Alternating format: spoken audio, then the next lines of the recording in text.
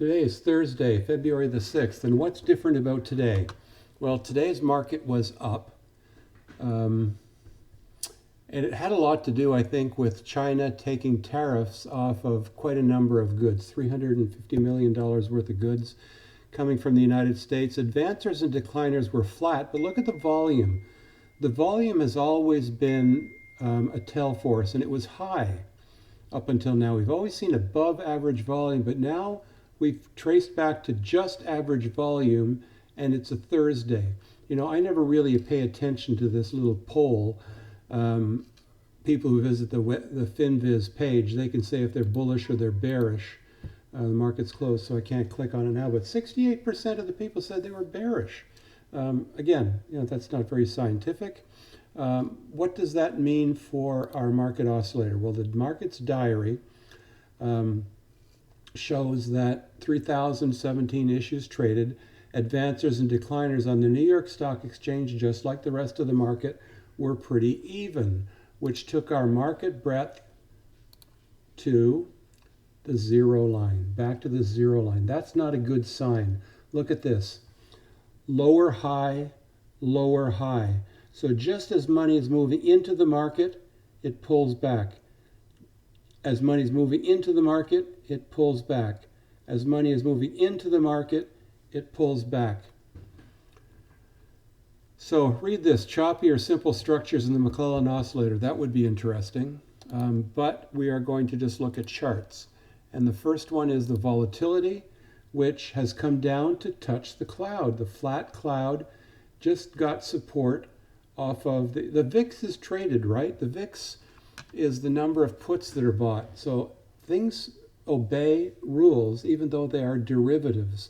Like the VIX is a derivative of what's happening in the stock market, but support on the cloud. The SPX up 11 or 0.3%, made a new high today. It finished with this iron cross, or this, you know, this athlete suspended between two rings sort of candle formation. So let's see, that really wasn't a very convincing move up. Let's go to Apple, $4.17. Now that was pretty powerful, but don't get too carried away. It's just taken us back to our previous high, around 323.33. So we're about $1 higher than that. But nonetheless, let's take a look at the volume. And the volume was not convincing. The volume was just not there.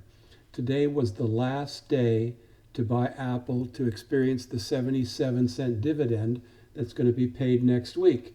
So you can expect Apple to drop by 77 cents tomorrow, you know, and maybe more as people unload the stock because they've got the dividend.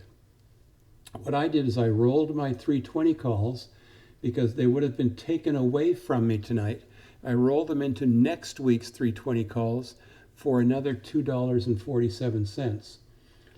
So I've got about $5 now invested in these 320 calls, meaning I can afford to go up to 325 and then 77 cents, 325.77, before I would be in a trade that is not making as much as it could without the short calls.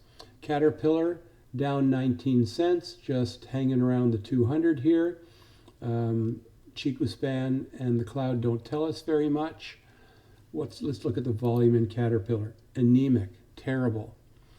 FSLY, support on the cloud today and a bounce back up, so keep an eye on that. Shopify down 258. Earnings are still on the 12th of February, so we're keeping an eye on that. I am still long my 6 contracts. AT&T continued to move up. Resistance at the top of the cloud. Chikuspan broke through the 200 and the 50. Next gets its resistance this tomorrow at 38.82. So 38.82, or this value here, is where we're going to see resistance from a Chiku span point of view, but this is a good stock to be holding. Look at this. The short term is moving up. The long term is moving down. It's still a 5.5% dividend. Whirlpool down $1.39. WDC is now trading at $68, almost $69. Amazon, which I no longer hold, is hanging in within this range. So it's still a good stock. I mean, that's a great stock to have for the future. But unless you're buying the stock, I wouldn't be doing any calls on it right now. Even if you bought calls way out in the future, they're expensive. What else are we looking at? Google was up $30. Goldman Sachs down $2.43. Came down to get support on the 8 EMA. Oh my God, my family is just going crazy here. I'm sorry about that. Maybe I should just turn it off. Anyhow, sorry about that.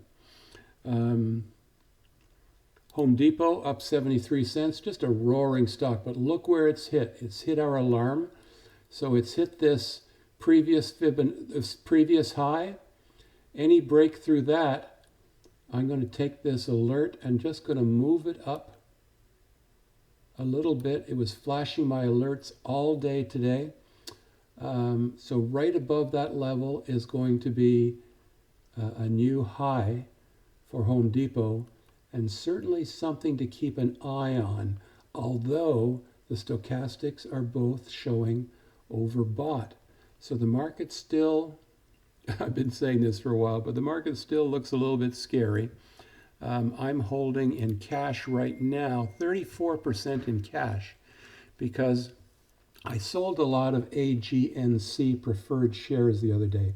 These are shares with a face value of $25, and they were both trading very close or above $26, and the dividends already been paid out last week. So there's a new AGNC preferred share coming up on February the 12th, and I just thought people would be selling AGNCO and AGNCM, the two most recent releases. Or what N is the release? Which one is it? Anyhow, I thought they would be selling them and wanting to move into the cheaper one, the $25 one. And that's what I want to do. On February the 12th, I want to buy as close to $25 AGNCP with the money that I've taken off my profits for AGNCO and AGNCM. That's a trade that I haven't really spoken to you very much about. It's sort of a long-term hold. It pays between 6.5% and 7% dividend, and it's a preferred share, which is better than holding AGNC, which is the common share, which is really doing extremely well. I mean, at $19, look at this real estate investment trust. Now, sure, it's been as high as 22, but actually, if you go back in time, it's been even higher. It's been as high as 36. But it's paid a dividend, and now it's paying a monthly dividend of 16 cents. But I preferred to stick with the preferred shares, which have a redeemable face value of $25. And in the 2 years that I've been holding preferred shares, they've never even come down close to the $25. So you get to collect the 6.5% or 7% interest on a quarterly basis, and when they want to call and repay everybody, they'll pay $25. So I got out at $26, and I want to buy the new preferred share closer to $25. That only has a 6.2% dividend, which is less than the others, but that's okay because it was nice to pocket those thousands of dollars of profit on those preferred shares. So we'll see you tomorrow. Tomorrow is Friday, end of the week. It's going to be interesting to see. Let's say that this gap is closed right now because those tails are pretty, and candle wicks are close together. Let's see what happens tomorrow. We are still looking for a cup and handle. The handle hasn't formed. This would break out of the handle. I think we're going to come back down below the 33.37, and we're going to start to form this handle, which would be a signal that we're going higher. Anything less is a breakdown, and we come back down to test the cloud.